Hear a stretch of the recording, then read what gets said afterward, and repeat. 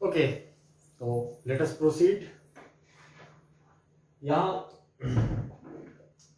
हमने देखा charging by induction में ये एग्जांपल कि एक न्यूट्रल मेटल का रॉड था, उसके सामने एक हमने चार्ज्ड ऑब्जेक्ट जैसे कॉम को रखा था। तो अगर अब देखा जाए कॉम के नेगेटिव चार्ज को देखते हुए हमारे मेटल रॉड के सारे फ्री इलेक्ट्रॉन्स, इससे डिस्टेंस बढ़ा लिया इलेक्ट्रॉन्स ने। क्यों बढ़ा लिया? क्योंकि नेगेटिव नेगेटिव चार्जेस में क्या होता है, रिपल्सन होता है, इसलिए सारे चार्जेस लेफ्ट हैंड साइड पे आ गए, यहाँ पे आ गए। अब राइट साइड का जो रीजन है हमारे मेटल रॉड का वो पॉजिटिवली चार्ज हो गया, लेफ्ट साइड का जो रीजन है वो नेगेटिवली चार्ज हो गया। ओवरऑल अभी भी मेटल रॉड क्या है, न्यूट्रल ही है, क्योंकि नेट चार्ज अभी भी इस पे जीरो है ना।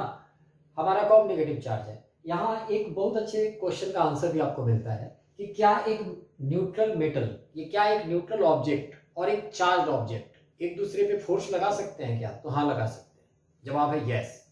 आप सोच रहे होंगे कि एक न्यूट्रल है, दूसरा चार्ज है, फोर्स तो दो चार्ज ऑब्जेक्ट के बीच लगना चाहिए, लेकिन एक न्यूट्रल है और दूसरा चार्ज है, तो फोर्स कैसे लग जाएगा? तो हाँ, लग जाएगा। यही वो सिचुएशन है जिससे आप उस बात को समझ सकते हो, क्योंकि इंडक्शन होने की वजह से, चार्जिंग बाय इंडक्शन होने की वजह से यहाँ पे चार्ज पॉजिटिव आया, यहाँ पे नेगेटिव आया, इसके नेगेटिव को देख के, है कि नहीं। अब देखिए, अगर मैं कहूँ कि न्यूट्रल, ये जो न्यूट्रल मेटल का रॉड था, इस पे नेट फोर्स कैसे निकालेंगे आप? तो इस पे नेट फोर्स इस नेगेटिव के कारण इस पॉजिटिव पे एक फोर्स लगेगा जो कि अट्रैक्टिव लगेगा, और इस नेगेटिव के कारण इस नेगेटिव पे भी एक फोर्स लगेगा जो कि रिपल्सिव लगेगा। यानी अगर मेटल रॉड पे नेट फोर्स की बात करो तो इस एंड पे, राइट एंड पे अट्रैक्टिव फोर्स और लेफ्ट एंड पे रिपल्सिव फोर्स लगेगा। यानी this force is F1, suppose this force is F1 and this force is F2, है ना। तो net force on rod F net हम लोग लिख सकते थे ऐसा, F net is equal to F1 minus F2, F1 minus F2 towards right.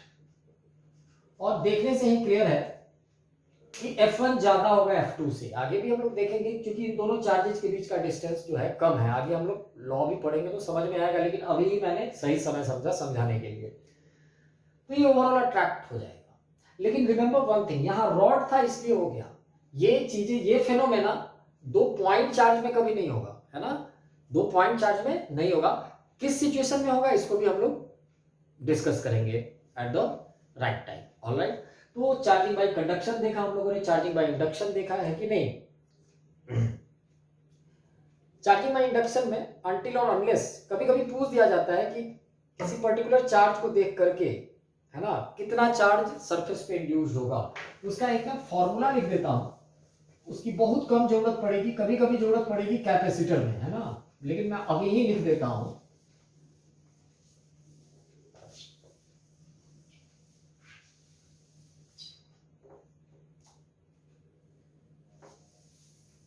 Induce charges के लिए, है ना, इंड्यूस चार्ज का एक फॉर्मूला हम लोग लिखने जा रहे हैं।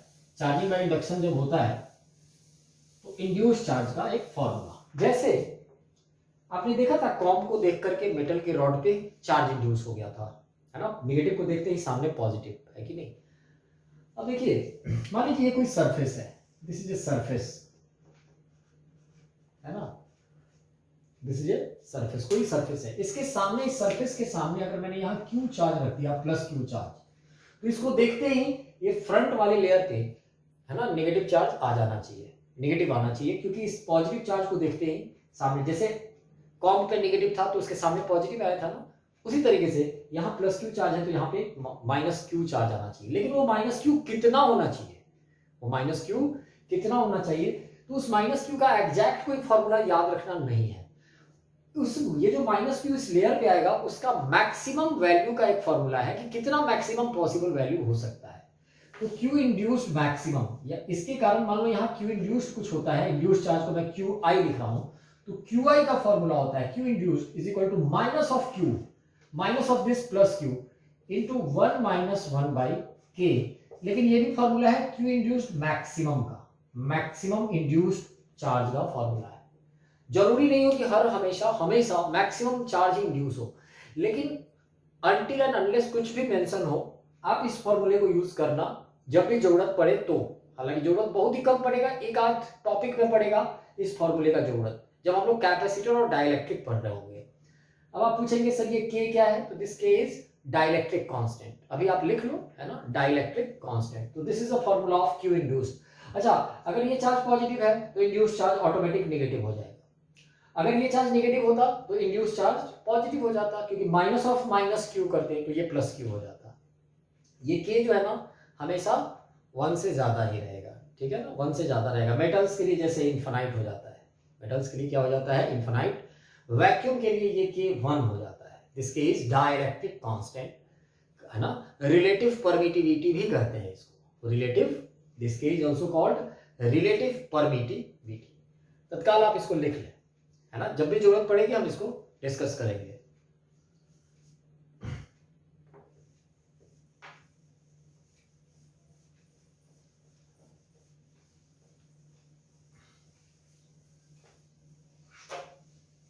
क्यू इंड्यूस्ड हमने देखा।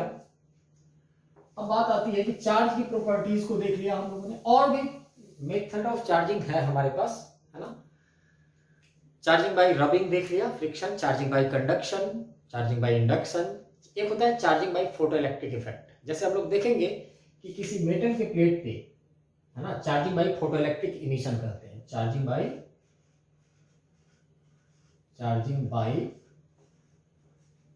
फोटो इलेक्ट्रिक इमिशन, ये सब मेथड ऑफ चार्जिंग है ना। Charging by photo electric emission में क्या होगा कि मान लीजिए एक मेटल का प्लेट है, इस मेटल के प्लेट पे एक सुटेबल वेवलेंथ का लाइट आता है ना, एक सर्टेन वेवलेंथ या उससे कम वेवलेंथ का लाइट जब आना शुरू होता है तो हम लोग पढ़ेंगे डुअल नेचर ऑफ रेडिएशन में कि लाइट जो है वो डुअल नेचर शो करता है, कभी वेव की तरह भी बिहेव करता है, कभी पार्टिकल की तरह भी बिहेव करता है। तो लाइट का जो पार्टिकल बिहेवियर है उसको जब हम लोग पढ़ेंगे तो हम लोग देखेंगे कि जब लाइट आई और इस मेटल से स्ट्राइक की तो लाइट का फोटोन आया और इस मेटल के लूजली बाउंडेड इलेक्ट्रॉन्स पे आके अटैक किया और लूजली बाउंडेड इलेक्ट्रॉन्स को इतनी एनर्जी उसने दे दी कि वो पूरे मेटल के लैटिस को छोड़ के कहीं बाहर निकल गया, है ना। एक एनर्जी, पर्टिकुलर एनर्जी कम से कम देनी पड़ती है सारे इलेक्ट्रॉन्स को निकालने के लिए, जिसे हम लोग वर्क फंक्शन कहते हैं। उस मेटल का क्या कहते हैं, वर्क फंक्शन। तो लाइट फोटोन के फॉर्म में आएगा, इलेक्ट्रॉन से टकराएगा, टकराने के बाद इलेक्ट्रॉन्स को एनर्जी देगा। अगर वो एनर्जी उनकी वर्क फंक्शन से ज्यादा हुई तो इलेक्ट्रॉन्स का इजेक्शन शुरू हो जाता है ना, यहां से इलेक्ट्रॉन्स निकलने शुरू हो सकते हैं और इस केस में ये मेटल प्लेट हमारा क्या हो जाएगा, चार्ज हो जाएगा, क्योंकि इलेक्ट्रॉन निकलना शुरू हो जाएगा। तो इस प्रकार अगर चार्जिंग कहीं हो गई तो we say that the charging is done by photo electric emission. उसी तरीके से charging by thermo ionic emission भी है, charging by thermo ionic emission, thermo ionic emission है कि नहीं। थर्मो आयनिक इमिशन से भी चार्जिंग हो सकती है। अब आप पूछेंगे कैसे, तो देखिए अगर किसी मेटल को, है ना, हम लोग गर्म करना स्टार्ट करते हैं, ध्यान रखेंगे charging by photo electric emission ये भी मेटल में ही होता है, charging by thermo ionic emission ये भी मेटल में ही होता है, चार्जिंग बाय कंडक्शन ये भी मेटल में ही होता है ना। और इवन की चार्जिंग बाय इंडक्शन भी मेटल्स में ही दिखता है, हो तो कहीं भी सकता है, लेकिन चार्जिंग बाय इंडक्शन तो मेटल में ही दिखता है, मतलब उसका। तो ध्यान रखेंगे जहां भी मैं ये सब चार्जिंग के मेथड लिखा हूं वहां चार्जिंग बाय सारे मेथड्स का नाम तो आपने देख ही रहे हैं, सब कंडक्टर्स के लिए। इंसुलेटर में एक ही टाइप का चार्जिंग होता है, फ्रिक्शन की चार्जिंग, जैसे कॉम को चार्ज कर दिया बाल से, है ना, कॉम इंसुलेटर है। Charging by thermo ionic emission में क्या है, तो आप किसी मेटल को खूब गर्म करो, अगर तो गर्म करने से आप थर्मल एनर्जी दे रहे हो। अगर आपने एनर्जी देते देते, फिर से वही बात है, जिस तरीके से फोटोन के माध्यम से by the virtue of photon आपने वर्क फंक्शन के बराबर एनर्जी इलेक्ट्रॉन्स को दी थी तो इलेक्ट्रॉन निकलना शुरू हो गए थे, उसी तरीके से अगर आप थर्मल एनर्जी के माध्यम से वही काम करो, करना क्या है, तो इलेक्ट्रॉन को इजेक्ट करा देना है मेटल से। तो इलेक्ट्रॉन को इजेक्ट कराने के लिए इलेक्ट्रॉन को किसी भी तरीके से कितनी एनर्जी देनी पड़ेगी, कम से कम, तो वर्क फंक्शन के बराबर, है ना। किसी भी मटेरियल का अपना एक वर्क फंक्शन होता है। वर्क फंक्शन का डिफिनेशन ही वही है कि the minimum energy required by an electron to be ejected from the parent material, है ना। जैसे हमारी बॉडी का भी अपना एक वर्क फंक्शन होगा, हमारी बॉडी से एक इलेक्ट्रॉन निकलने के लिए, कोई भी एक इलेक्ट्रॉन निकलने के लिए कम से कम एक एनर्जी की जरूरत पड़ेगी, उस एनर्जी को इस पूरे बॉडी का वर्क फंक्शन कहेंगे और वो एकदम फिक्स होता है। आप उस इलेक्ट्रॉन को मेरे सर से निकालो, मेरे नाक से निकालो, मेरे स्किन से निकालो, मेरे पैर से निकालो, कम से कम उतनी एनर्जी इलेक्ट्रॉन को चाहिए। आप उससे ज्यादा दे दो अच्छी बात है, कम से कम उतनी जरूर देनी पड़ेगी। तो थर्मोआयनिक इमिशन में क्या हो जाएगा, तो यही वो एनर्जी जो फोटोन में के माध्यम से यहाँ दे रहा है वही एनर्जी थर्मल एनर्जी के रूप में दे देंगे, यानी आप गर्म करेंगे।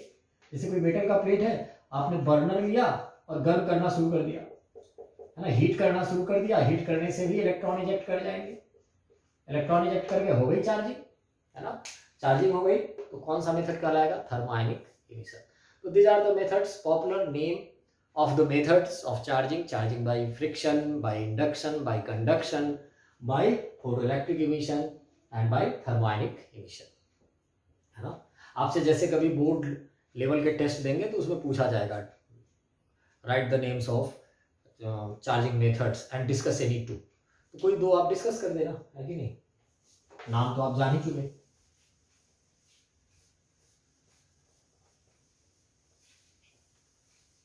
प्रीवियस लेक्चर में मैंने क्वेश्चन दिया था कि 1 मोल इलेक्ट्रॉन पे कितना चार्ज होगा, है ना, ये होमवर्क आप करना, है ना, समय समय पे मैं हिंट भी दे दूंगा, मैं सॉल्व भी करके जूम सेशन में आपको दिखाता रहूंगा कि जो मैंने क्वेश्चन दिया था देखो वैसे सॉल्व होगा। एक क्वेश्चन और दे रहा हूं, find the charge on 1 kg of electron, find the charge on 1 kg of electron, मतलब अभी मैंने आपको 2 क्वेश्चन दे दिए, बहुत इजी, है ना। एक क्वेश्चन दिया था find the charge on 1 mole of electron, फिर मैंने दूसरा क्वेश्चन दिया find the charge on 1 kg of electron. Alright, next अब हम लोग आगे बढ़ते हैं। अब बात आती है कि जो चार्जेस पे फोर्स लगते हैं उन फोर्स को कैसे एक्सप्लेन करते हैं हम लोग, है ना। दो चार्जेस आप बचपन से सुनते आ रहे हो कि पॉजिटिव चार्ज है दोनों तो रिपेल करेंगे, एक पॉजिटिव है एक नेगेटिव है तो अट्रैक्ट करेंगे, बहुत सारी बातें आप देख रहे हो, same charges repel unsame charges attract, है ना, इन सारी चीजों को आप देख रहे हो। इसको डिस्कस करने के लिए एक लॉ का सहारा लेना पड़ता है, that law is called Coulomb's law. Coulomb's law, Coulomb's law क्या है ना। तो सबसे पहले समझिए, ये बिल्कुल ग्रेविटेशनल फोर्स की तरह, यहां भी हम लोग फोर्स को डिस्कस करेंगे, बहुत ज्यादा फर्क नहीं है ना। जैसे ग्रेविटेशन में दो मासेज के बीच में gravitational force, Newton's law of gravitation आप पढ़ते थे, उसी का आप इलेक्ट्रोस्टैटिक काउंटर पार्ट यहां बोल सकते हो, है ना। बहुत हद तक सिमिलरिटीज को आप देखेंगे कि यहाँ है। This law is for 2 point charges, है ना। 2 पॉइंट चार्ज का मतलब, अब पॉइंट चार्ज किसे कहते हैं तो याद रखेंगे, पॉइंट चार्ज एक अप्रोक्सीमेशन है, जब दो चार्जेज के बीच का डिस्टेंस उनके शेप एंड साइज से, मतलब उनके डायमेंशन से काफी ज्यादा हो, then the charges are said to be point charge. जैसे ये दोनों मार्कर्स, है ना, ये दोनों व्हाइट बोर्ड मार्कर हैं, ये देखने में पॉइंट की तरह नहीं है, लेकिन ये पॉइंट चार्ज की तरह ट्रीट किए जा सकते हैं अगर इनके बीच का डिस्टेंस, है ना, इनके बीच का डिस्टेंस, सेंटर से सेंटर का डिस्टेंस काफी ज्यादा हो। जैसे इनके सेंटर से सेंटर के बीच की दूरी 50 मीटर हो जाए, जबकि इनकी साइज 5 सेंटीमीटर है, तो ये दोनों को हम पॉइंट चार्ज की तरह मान सकते हैं। लेकिन अगर यही दोनों के बीच की दूरी 10 सेंटीमीटर हो जाए, लेकिन इनका साइज तो 5 सेंटीमीटर है, तो 5 और 10 में बहुत ज्यादा फर्क नहीं है, लेकिन 50 metre is very very greater than 5 centimetre. तो ध्यान रखेंगे, हम बार बार देखते रहेंगे कि कहाँ पे हम दो चार्ज को पॉइंट चार्ज और कहाँ पे पॉइंट चार्ज नहीं मान सकते हैं, कहाँ पे मान सकते हैं, है ना। जैसे ये दो चार्ज हैं, this is plus Q charge, Q1 charge and this is plus Q2 charge. अभी मैं प्लस नहीं लगाता हूं, 2 मिनट देखो आप, पहले ये Q1 और Q2 चार्ज है, साइन हम बाद में देखेंगे। इन दोनों के बीच का डिस्टेंस है और ये दोनों पॉइंट चार्ज है, ये दोनों क्या है, पॉइंट चार्ज है।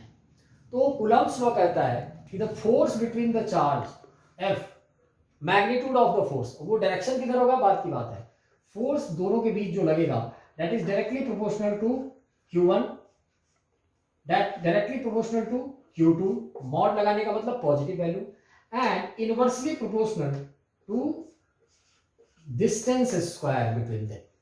Alright? Alright? तो फोर्स के मैग्नीट्यूड की अगर हम बात करें तो दोनों चार्जेस के डायरेक्टली प्रोपोर्शनल होता है ना, और डिस्टेंस के स्क्वायर के इनवर्सली प्रोपोर्शनल होता है। इसी लॉ को हम लोग कूलम्ब्स लॉ भी करते हैं। इस बात को हम लोग, ये जो 1/r² के डायरेक्टली प्रोपोर्शनल है या r² के इनवर्सली प्रोपोर्शनल है, दोनों बात एक ही हुई, को इनवर्स स्क्वायर लॉ भी कहते हैं। इन सारी बातों को जब हम मिलाते हैं तो we get the formula of forces acting on both the charges Q1 and Q2। तो इन सारी बातों को मिला दो तो F का मैग्नीट्यूड, अभी मैं मैग्नीट्यूड की बात कर रहा हूं, डायरेक्शन बाद में देखेंगे। F का जो मैग्नीट्यूड है that is equal to something constant K into mod q1 into mod q2 by r square, something constant k. Again this is a constant, अलग constant है ये k. This k is basically 1 by 4 pi epsilon naught. ये k अब किस पे depend करता है? तो ये k डिपेंड करता है उस मीडियम पे जिस मीडियम में ये दोनों चार्ज रखे हुए हैं. अगर ये दोनों चार्ज सपोज वैक्यूम में रखे हुए हो, कहाँ रखे हुए हो? वैक्यूम का मतलब कुछ भी नहीं बीच में, ऑलमोस्ट एयर माने, तो मैं लिख सकता हूं इस k को 1 by 4 pi epsilon naught mod q1 mod q2 by r square. 1 by 4 pi epsilon naught mod q1 mod q2 by r square. 1 by 4 pi, चलो ठीक है. epsilon naught क्या है? तो this epsilon naught is called permittivity.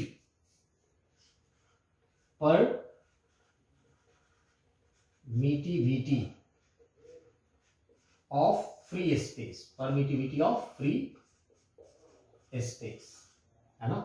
Free space का मतलब vacuum epsilon not को, और फ्री स्पेस की परमिटिविटी इस एप्सिलॉन नॉट का एक वैल्यू होता है ऐसा यूनिट में, तो value is 8.85 into 10 to the power minus 12, है ना. और यूनिट की बात करें तो हम लोग यूनिट भी निकाल सकते हैं, है ना. अगर हम लोग यूनिट की बात करें तो कूलम्ब स्क्वायर पर newton metre square, coulomb square, है ना, कूलम्ब स्क्वायर पर न्यूटन मीटर स्क्वायर, ऐसा यूनिट है. ऐसा यूनिट में इस एप्सिलॉन नॉट की value 8.85 into 10 to the power minus 12 होता है. ध्यान रखेंगे. अभी तो हम लोग छोटी छोटी बातें देख रहे हैं. अब आप कहो सोचोगे कि सर ये तो फोर्स का आपने मैग्नीट्यूड निकाल दिया. अभी हम केवल जब तक कुछ मेंशन ना हो हमें मानना है कि ये दोनों चार्ज वैक्यूम में है. ये दोनों चार्ज क्या है? वैक्यूम में है. वैक्यूम का मतलब Q2 पे कौन फोर्स लगा रहा होगा? तो Q1 लगा रहा होगा और Q1 पे Q2 लगा रहा होगा, है ना. अभी हम इन चार्जेस की प्रॉपर्टी, इन ये जो फोर्स कैलकुलेट किया है हम लोगों ने, निकाला है लॉ से जो आया है फोर्स का मैग्नीट्यूड, ये हम लोग उसकी प्रॉपर्टीज को भी देखेंगे. तो सबसे पहले ये दो चार्ज के बीच के फोर्स का magnitude k q1 q2 by r square. q1 और q2 में मॉड लगा हुआ है. इसका मतलब पता है क्या है? इसका मतलब ये है कि ये चार्ज भले ही नेगेटिव हो या पॉजिटिव हो, आपको यहाँ पे हमेशा पॉजिटिव वैल्यू लेना है. यहाँ पे हमेशा पॉजिटिव वैल्यू लेना है. और अब एक बात और जब ऐड कर देंगे तो आप फोर्स को वेक्टर फॉर्म में भी लिख पाएंगे. जिस फोर्स को अभी आपने जस्ट स्केलर फॉर्म में लिखा है ना, मैग्नीट्यूड ही आपने लिखा है. एक बात अब और ऐड करना है कि same charges repel and unsame charges attract, है ना. अगर हम बात करें यहां पे कुछ पॉइंट्स निकल के आएगा. Same charges repel and unsame charges attract, है ना. इस फोर्स के बारे में हम लोग इस फोर्स की प्रॉपर्टी से रिलेटेड फैक्ट्स को लिख रहे हैं. सेम चार्जेस का मतलब यह है कि अगर ये दोनों चार्ज पॉजिटिव हो तो दोनों रिपेल करेंगे, है ना, और अनसेम यानी एक पॉजिटिव और एक नेगेटिव हो तो ये अट्रैक्ट करेंगे. उसी तरीके से these forces are in action reaction pair,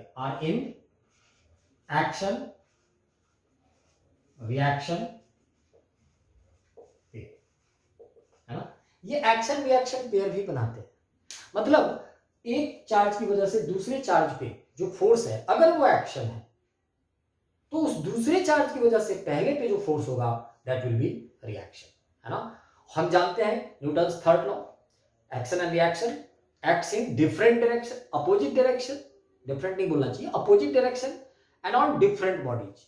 जैसे Q1 के कारण Q2 पे अगर फोर्स लगेगा एक्शन, तो Q2 के कारण Q1 पे फोर्स लगेगा रिएक्शन. इससे एक चीज क्लियर हो गई कि एक्शन किस पे लगा? Q2 पे लगा, तो रिएक्शन किस पे लगा? Q1 पे लगा. Vice versa it also true. इसी सिचुएशन को कोई ऐसे भी बोल सकता है कि नहीं, Q2 के कारण Q1 पे जो फोर्स लगेगा वो एक्शन है, तो Q1 के कारण Q2 पे जो फोर्स लगेगा वो रिएक्शन हो जाएगा, ठीक है ना. तो एक्शन रिएक्शन पेयर बनाता है. और भी इस फोर्स के बारे में हम लोग आगे इसके खासियत को देखेंगे, है ना. लेकिन पहले इन दो बातों से हम लोग वेक्टर फॉर्म में इस फोर्स को निकालना देख सकते हैं. जैसे वेक्टर फॉर्म में कैसे, तब कर देता हूं.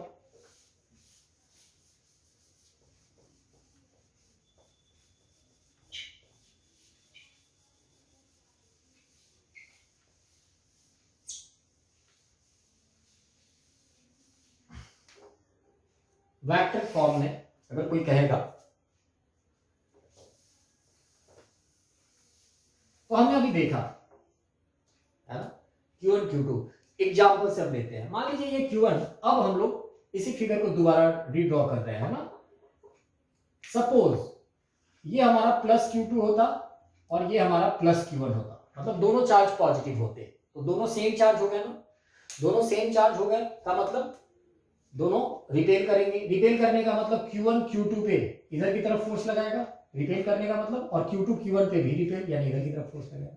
तो this is called F on 2 due to 1 vector and this is called F on 1 due to 2 vector। ठीक है ना। अगर यहां कोई कहे कि अपना एक्सिस बना दो, क्योंकि वेक्टर फॉर्म में लिखना है, मान लीजिए दोनों चार्ज को ज्वाइन करने वाले लाइन के लॉन्ग हमने अपना एक्सिस बना दिया X and Y, X and Y, तो कैसे लिखेंगे वेक्टर फॉर्म में? तो फोर्स ऑन Q2 क्या लिखेंगे? Force on Q2 due to Q1, कोई हम लोग क्या लिख रहे हैं? F on 2 due to 1 vector क्या लिखेंगे? तो मैग्नीट्यूड पता है, मैग्नीट्यूड तो सबको पता है, that is 1/4 pi epsilon naught mod Q1 mod Q2, हमेशा positive value, by R square. ये तो मैग्नीट्यूड हो गया, लेकिन अभी ये बातें कंप्लीट नहीं हुई, क्योंकि ये वेक्टर लिखना है हम लोगों को। वेक्टर लिखने के लिए मैग्नीट्यूड में एक यूनिट वेक्टर लगाना पड़ेगा मुझे, जब तक यूनिट वेक्टर हम नहीं लगाएंगे, है ना। तो यूनिट वेक्टर क्या लगाना पड़ेगा? तो देखो F21 किधर की तरफ है? राइट साइड की तरफ। हमारे कार्टेशियन कोऑर्डिनेट सिस्टम के मुताबिक राइट साइड किधर है? प्लस एक्स एक्सिस की तरफ। प्लस एक्स एक्सिस का मतलब यूनिट वेक्टर क्या लगाएंगे? I cap. This is the F on 2 due to। उसी तरीके से force on Q1 due to Q2 क्या लिखेंगे? F on 1 due to 2, F on 1 due to 2 लिखेंगे ना। तो F on 1 ड्यू टू 2 का मतलब मैग्नीट्यूड तो उतना ही, क्योंकि एक्शन रिएक्शन पेयर है, 1/4 pi epsilon naught again mod Q1 mod Q2 by R square. लेकिन इसका डायरेक्शन किधर की तरफ है? लेफ्ट की तरफ, सो माइनस आई कैप, माइनस आई कैप, है कि नहीं? तो देखने से भी क्लियर है, एक अगर राइट में लगेगा तो एक लेफ्ट में लगेगा, एक अगर अपवर्ड लगता तो एक डाउनवर्ड लगता, है कि नहीं? एक्शन एंड रिएक्शन है, चूंकि अपोजिट डायरेक्शन में, लेकिन मैग्नीट्यूड में सेम और डिफरेंट बॉडीज पे भी। अगर इस चीज को, ऊपर वाले फोर्स को एक्शन करते हो, तो ऑटोमेटिकली सी बात है नीचे वाला फोर्स रिएक्शन हो जाएगा। अच्छा, अगर कोई कहता, अब यहाँ पे एक चीज और देखो, ऐसे क्वेश्चंस, ये बहुत छोटी बात है, लेकिन इसमें बहुत अच्छे क्वेश्चंस आपसे, है ना, आए जेईई में, नीट में पूछे जा सकते हैं, कि अगर इन दोनों को मैं सिस्टम मान लूं और बाकी और अदर इफेक्ट को इग्नोर करूं। अदर इफेक्ट का मतलब कोई दूसरा फोर्स ना लग रहा हो, जैसे ग्रेविटी को नेग्लेक्ट करूं, normal reaction on the table, मान लीजिए ये टेबल पे रखा होता, टेबल पे लगने वाले नॉर्मल रिएक्शन को भी मैं इग्नोर करूं, फ्रिक्शन को भी मैं इग्नोर करूं, केवल इलेक्ट्रोस्टैटिक इंटरैक्शन की मैं बात करूं। इलेक्ट्रोस्टैटिक इंटरैक्शन का मतलब जो फोर्सेज अभी दिखाई दे रहे हैं आपको, वही लग रहा है, तो नेट फोर्स ऑन सिस्टम क्या हो जाएगा? अगर इस इकट्ठे को मैं सिस्टम मान लेता, इकट्ठे को मैं सिस्टम मान लेता, तो नेट फोर्स F नेट क्या हो जाता? F नेट हो जाएगा F on 1 due to 2 plus F on 2 due to 1, net force. और जब आप वेक्टरली ऐड करेंगे, इस फोर्स को इस फोर्स में ऐड करेंगे, तो ये आई कैप में है और ये माइनस आई कैप में है ना। जितना ये पॉजिटिव है उतना ही ये नेगेटिव है, तो ये दोनों क्या हो जाएगा? कैंसिल आउट हो जाएगा। क्या हो जाएगा? Cancel out. यानी सिस्टम पे नेट फोर्स क्या हो जाएगा? जीरो हो जाएगा। और अगर सिस्टम पे नेट फोर्स जीरो हो गया, है ना, तो हम जानते हैं Newton second law of motion से कि सिस्टम पे अगर नेट फोर्स जीरो हो जाए, सिस्टम पे नेट फोर्स जीरो हो जाए, तो सिस्टम के सेंटर का एक्सेलरेशन भी क्या हो जाएगा? जीरो हो जाएगा। यानी which implies F net is zero, which implies acceleration of center of mass will be zero. CM for center of mass, क्या लिख रहा हूं मैं? CM का मतलब center of mass, क्लियर है ना। तो नेट फोर्स हमारे सिस्टम पे जीरो हो गया, इसलिए acceleration of centre of mass क्या हो जाएगा? जीरो हो जाएगा, है ना, क्लियर है ना। तो इस बात को ध्यान रखेंगे।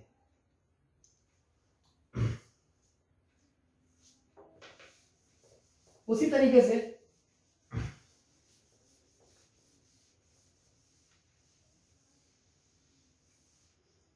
मान लीजिए ये फोर्स पॉजिटिव, ऐसा नहीं होता, सपोज ऐसा होता, मान लीजिए ये तो पॉजिटिव होता लेकिन ये नेगेटिव हो जाता, -Q2 हो जाता, तो क्या हो जाता? तो क्या ये एरो बिल्कुल वैसे ही होते क्या? तो नहीं, ये एरो वैसे नहीं होते, क्योंकि अब इन दोनों में क्या होता? अट्रैक्शन होता। इन दोनों में क्या होता? अट्रैक्शन होता है कि नहीं? वैक्यूम तो है ही अभी।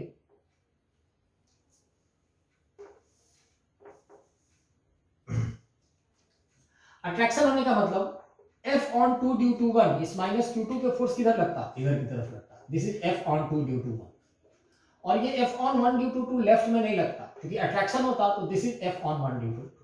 लेकिन ध्यान ये रखते आप हमेशा कि जब कभी भी एक दूसरे के कारण जो इलेक्ट्रोस्टैटिक फोर्स यहाँ एक्ट कर रहा है, लग रहा है, उन दोनों को जैसे ही आप देखेंगे तो you will always find equal and opposite. जैसे F on 2 due to 1 right से लेफ्ट, तो F on 1 due to 2 left से right. F on 1 due 2 due to 1 पहले लेफ्ट से राइट लगा था, तो F on 1 due to 2 right से लेफ्ट लग गया था, मतलब वाइस वर्सा। आपको हमेशा ध्यान रखेंगे। अब जैसे बात करो कि अब मैग्नीट्यूड कैसे लिखोगे आप, तो अब भी मैग्नीट्यूड वही रहेगा। F21 को लिखोगे तो आप क्या लिखोगे? 1/4πε0 मॉड Q1 मॉड Q2। याद रखना है, चार्ज पॉजिटिव हो चाहे नेगेटिव हो, कोई फर्क नहीं पड़ता है। मॉड Q1 मॉड Q2 का मतलब यहाँ पे हमेशा पॉजिटिव लेना है, यहाँ पे हमेशा पॉजिटिव लेना है। बाई आर स्क्वायर, अभी तक सारी चीजें सेम है। फोर्स के मैग्नीट्यूड को लिखने में कोई गलती नहीं करनी है। यहाँ पॉजिटिव हो, यहाँ नेगेटिव हो, यहाँ नेगेटिव हो, यहाँ पॉजिटिव हो, दोनों पॉजिटिव हो, दोनों नेगेटिव हो, कुछ भी हो। जैसे यहाँ 5 कूलम हो, यहाँ 3 कूलम हो, यहाँ +5 हो, यहाँ -3 हो, यहाँ -5 हो, यहाँ +3, कुछ भी हो, मैग्नीट्यूड उतना ही रहेगा हर केस में। खाली प्लस और माइनस होने से डायरेक्शन चेंज होता है। जैसे देखिए यहाँ डायरेक्शन कैसे चेंज होगा, तो डायरेक्शन 2 पे 1 के कारण किधर लगा? राइट से लेफ्ट। तो राइट से लेफ्ट कौन सा डायरेक्शन है? नेगेटिव एक्स एक्सिस पे। यहाँ कुछ नहीं करेंगे, माइनस आई लगाएंगे। बस ये आई और माइनस आई होना होगा कुछ फोर्स के पॉजिटिव नेगेटिव होने से, केवल यहाँ पे जो इंसर्ट करना है यूनिट वेक्टर, उसी में चेंजिंग आएंगी, इसमें कोई चेंज नहीं आएगा। उसी तरीके से F on 1 ड्यू टू 2 क्या हो जाएगा? F on 1 ड्यू टू 2, ये सारी बातें same, 1/4πε0 mod Q1 mod Q2 by R square. लेकिन F on 1 ड्यू टू 2 देखो, अट्रैक्टिव पॉजिटिव नेगेटिव, तो अट्रैक्शन तो लेफ्ट से राइट कौन सा? Axis, plus X axis. I cap लगा है कि नहीं? आई कैप लगा देंगे, क्लियर है ना? और नेट फोर्स यहां भी सिस्टम पे क्या हो जाएगा? 0, क्योंकि लेफ्ट से राइट, राइट से लेफ्ट, अगर दोनों को सिस्टम मान लें तो नेट फोर्स 0। नेट फोर्स 0 होते ही acceleration of centre of mass क्या हो जाएगा? 0। Acceleration of centre of mass क्या हो जाएगा? 0। ऑलराइट, तो acceleration of centre of mass वहां भी हम लोग देख सकते हैं 0 होगा, अगर नेट फोर्स क्या हो? 0 हो तो सिस्टम पे। खैर, इस पे भी हम लोग बात करेंगे, इससे रिलेटेड कुछ क्वेश्चंस हम लोग करेंगे कि अगर सिस्टम का एक्सेलरेशन ऑफ सेंटर ऑफ मास 0 होता है तो सिस्टम का वेलोसिटी ऑफ सेंटर ऑफ मास जो होता है वो कांस्टेंट होता है। वो क्या होता है? कांस्टेंट होता है। आई होप कि आप सेंटर ऑफ मास पढ़े होंगे 11th में, है कि नहीं? जूम सेशन में एक बार हम लोग कंफर्म करेंगे। जूम सेशन में जब एक बार क्लियर होगा ना, तो उसमें इस पे क्वेश्चंस कराएंगे। बहुत इंटरेस्टिंग टॉपिक होता है ये 2 चार्ज वाला, नेट फोर्स 0 वाला, है कि नहीं? ऑलराइट, आगे बढ़ते हैं। हमने देखा कि 2 चार्ज के बीच का जो फोर्स का मैग्नीट्यूड होता है Q1 Q2 के डायरेक्टली प्रोपोर्शनल हो और आर स्क्वायर के इनवर्सली प्रोपोर्शनल होता है। फिर वहां एक चीज हमने देखी, परमिटिविटी, है ना? परमिटिविटी। अगर यही दोनों चार्ज किसी मीडियम में होते तो क्या होता? सपोज एक चार्ज है Q1 और दूसरा चार्ज है Q2। मान लीजिए 2 मिनट के लिए दोनों पॉजिटिव है, तो हमें पता है कि दोनों में क्या होगा? रिपल्सन होगा, हम जानते हैं आर डिस्टेंस पे। लेकिन इस बार ये दोनों किसी मीडियम में है। इस बार क्या है? दोनों किसी मीडियम में है, जैसे केरोसिन में है ना? मैं सीधे मीडियम लिख दे रहा हूं, पानी में भी हो सकते हैं, वाटर में है। तो क्या इन दोनों के बीच उतना ही फोर्स लगेगा क्या? तो देखिए, सुन लीजिएगा मेरे स्टेटमेंट को बड़ी गौर से, याद रखिएगा, Q1 के कारण Q2 पे, चाहे Q2 के कारण Q1 पे, क्या मैं बोल रहा हूं समझना है। Q1 के कारण Q2 पे या Q2 के कारण Q1 पे जो भी फोर्स पहले लगता था वो अभी भी लगेगा। जैसे ये Q1 और Q2, ये Q1 और Q2 आर डिस्टेंस पे थे, वैक्यूम में थे, सेम आर डिस्टेंस पे, तो एक दूसरे पे फोर्स लगाते थे। अभी भी इंडिविजुअली, इंडिविजुअली का मतलब Q2 पे Q1 के कारण या Q1 पे Q2 के कारण इंडिविजुअली जो इंटरैक्शन है दोनों चार्जेस का, that is not being changed, है ना। लेकिन एक चीज चेंज हो रहा है, वो क्या चेंज हो रहा है, तो the net force on Q2 और net force on Q1 changes. ध्यान रखेंगे, जब कभी भी दो चार्ज को, है ना, आप किसी मीडियम में रखते हो, किसी सेपरेशन पे, r डिस्टेंस पे, तो उन दोनों चार्ज पे लगने वाला net force, I repeat, net force change करता है, दोनों का इंडिविजुअल इंटरैक्शन चेंज नहीं करता है।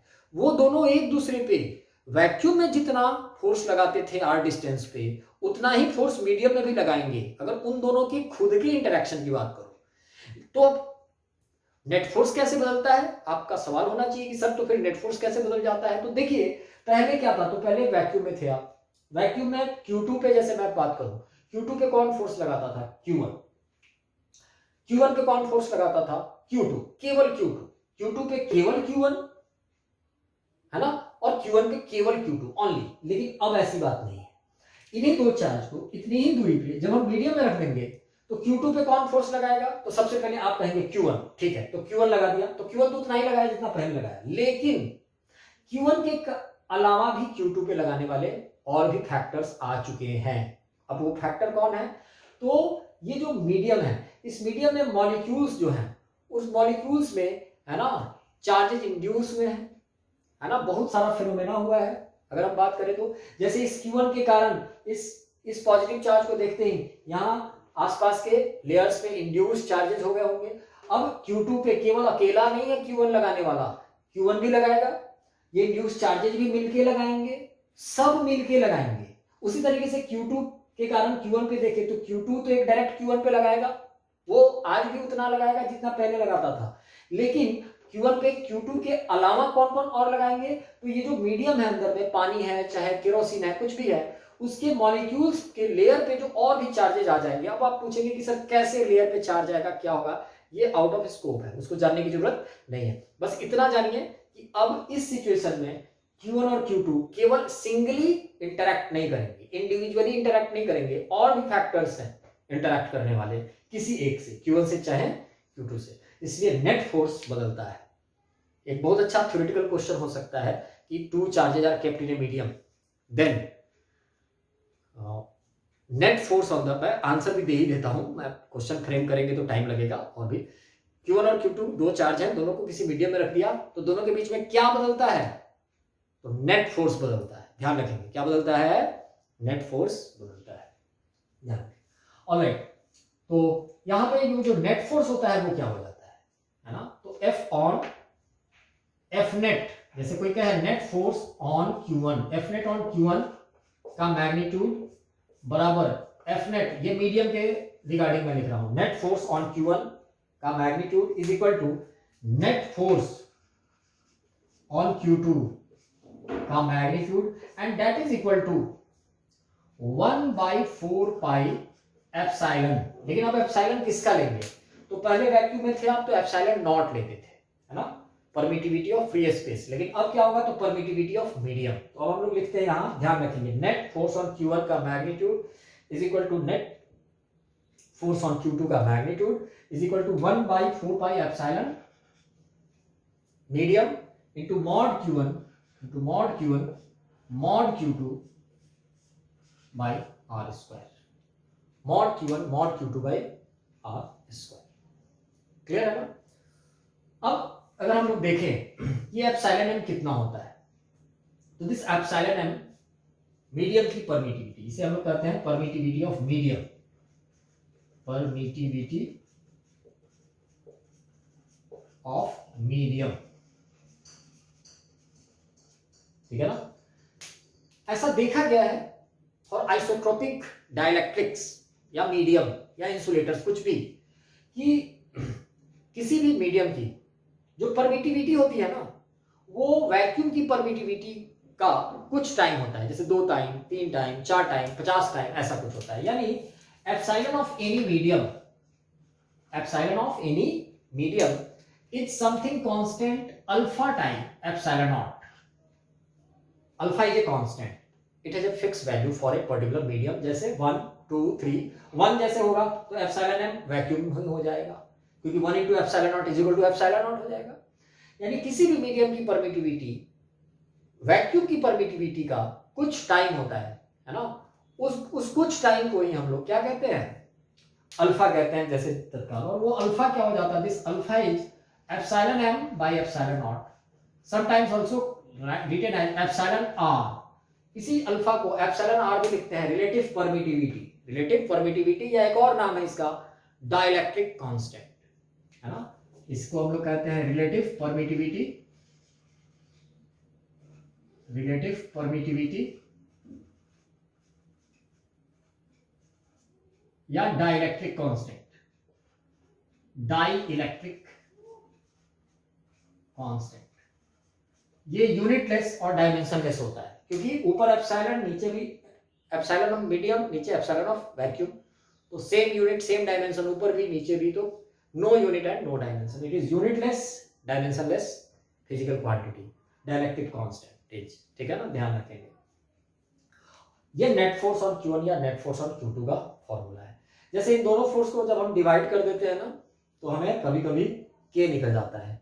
जैसे दोनों दो चार्ज थे Q1 Q2, है ना, पहले ये वैक्यूम में थे, तो वैक्यूम वाला फोर्स, सपोज वैक्यूम में नेट फोर्स ऑन Q1 क्या था, सपोज F था, और मीडियम में दोनों के बीच इंटरेक्शन हुआ, Q1 पे नेट फोर्स तब क्या था, तो अब ये वाला हुआ। अगर वैक्यूम वाले फोर्स को, वैक्यूम में जो फोर्स लगता था और मीडियम में जो फोर्स लगता था, किसी एक चार्ज पे नेट फोर्स, दोनों को डिवाइड कर दे तो we will get alpha, will get epsilon m by epsilon naught. तो बहुत बार हम लोग डाइलेक्ट्रिक कांस्टेंट को ऐसे भी डिफाइन करते हैं, जैसे F in vacuum by F in medium for the same situation. लेकिन ये F नॉट और Fm, F नॉट वैक्यूम में net force on a single charge Q1 चाहे Q2 होना चाहिए, और Fm मीडियम में net force on a single charge Q1 चाहे Q2 होना चाहिए। F नॉट बाई Fm करेंगे तो आप चेक भी कर सकते हो, आप प्रीवियस वाले जो 1/4 pi epsilon naught mod Q1 mod Q2 by r square, ये F नॉट है, और 1/4 pi epsilon naught mod Q1 mod Q2 by r square ये Fm है। दोनों को डिवाइड करो, देखो epsilon m by epsilon naught आ जाएगा, क्योंकि बाकी सारे कैंसिल आउट हो जाएंगे, ये आ जाएगा, और ये कितना हो गया, अल्फा, ठीक है ना। जैसे एक एग्जांपल ले हम लोग, अल्फा डाइलेक्ट्रिक कांस्टेंट है, और अभी हमने बात की कि इसका कुछ वैल्यू होता है, इसका क्या होता है, कुछ वैल्यू होता है। जैसे वाटर के लिए ये अल्फा 81 होता है, वाटर के लिए ये अल्फा क्या होता है, 81 होता है। तो देखिए यहाँ पे हम लोग एक चीज लिख सकते हैं, इस यहीं पे मैं उस मॉडिफिकेशन को दिखाता हूँ। मैं इसके बाद यहाँ लिख रहा हूँ, इस इक्वेशन के बाद आप जरा ध्यान देना, मैं यहाँ रब कर रहा हूँ।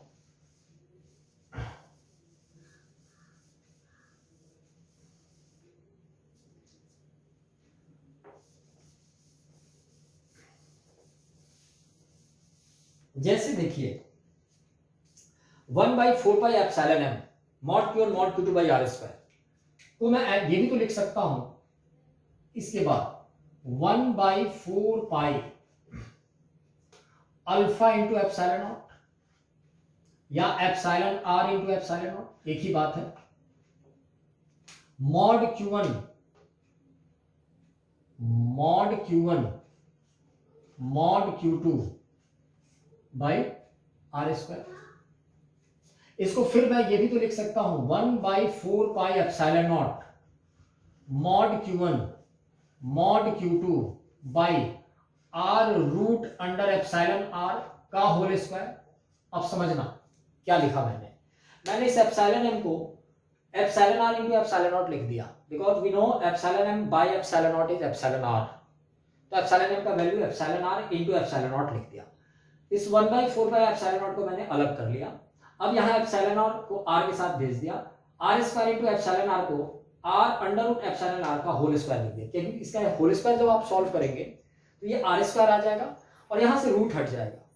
अब आप गौर करो, क्या इस एक्सप्रेशन को मैं बोल सकता हूं कि it is the force between, I repeat, क्या इस एक्सप्रेशन को, ये जो मैंने स्क्वायर में दिया एक्सप्रेशन को, क्या मैं इस एक्सप्रेशन को बोल सकता हूं it is the force between two charges Q1 and Q2 in vacuum kept at r root epsilon r distance। मतलब ये जो फोर्स है, क्योंकि यहाँ 1/4 पाई एप्सिलॉन नॉट को मैंने अलग किया है, यानी मैं कह सकता हूं कि ये दो चार्ज हैं Q1 और Q2, दोनों के बीच r root epsilon r distance है, क्योंकि इस पूरे को मैं अगर आर डैश बोल दूं, सपोज ये जो ब्रैकेट का टर्म है इसको मैं आर डैश बोलूं, तो आर रूट एप्सिलॉन आर को मैं आर डैश बोल देता हूं, है ना। और ये कहां रखे हुए हैं दोनों, वैक्यूम में रखे हुए हैं।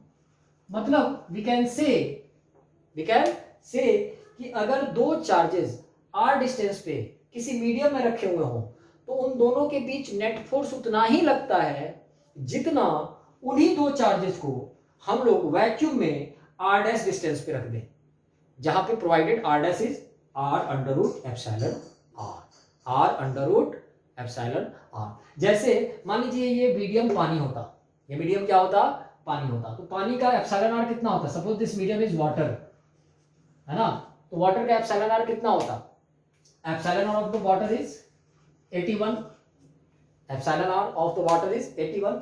तो ये दोनों के बीच में पानी में जितना फोर्स लगता, कितने डिस्टेंस पे एयर में रखा जाता या वैक्यूम में, कि उतना ही फोर्स लगता, तो R root under root epsilon R, है ना। वैक्यूम में कितनी दूरी पे इतना ही फोर्स लगता, तो R under root epsilon R.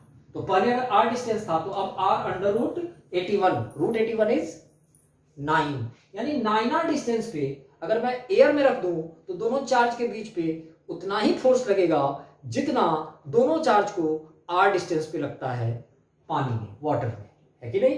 तो ध्यान रखेंगे, मतलब कभी कभी मीडियम में दो चार्ज रखे हुए होते हैं, उसको अगर इक्विवेलेंट वैक्यूम वाले सिचुएशन में कन्वर्ट करना है तो आप कुछ नहीं करो, आप दोनों चार्ज को उठाओ और दोनों के बीच का डिस्टेंस कितना कर दो, तो दोनों के बीच का distance R under root epsilon R कर दो, उस मीडियम का एप्सिलॉन आर लेके।